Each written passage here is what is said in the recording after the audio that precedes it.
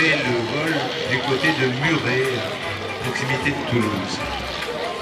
Donc là-dedans, dans ce chaudron à idées qu'est l'Aéroclub de France, pourtant un endroit bien policé avec des banquettes en cuir, des boiseries bien cirées, ça sent bon l'Aéroclub de France, et ben on rêve d'avenir. Et donc avec des personnages comme Santos Dumont, qui est un personnage phénoménal venu du Brésil, un petit jeune homme un peu étrange, un peu ambivalent, qui est le fils du plus riche fermier de la planète Terre et qui est passionné de vol et d'aviation et de mécanique, s'invente finalement l'aviation,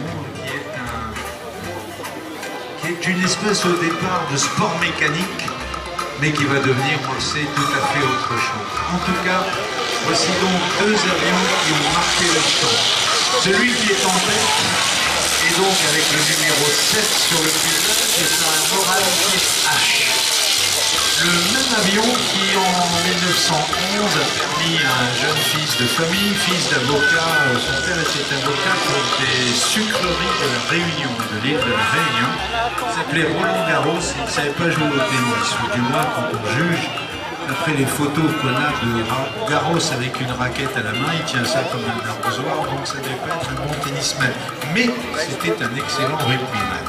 Donc Roland Garros, fils de famille, coureur automobile à 16 heures, avait en 1911 réalisé avec un avion semblable à celui-là la première traversée de la Méditerranée sur 800 km.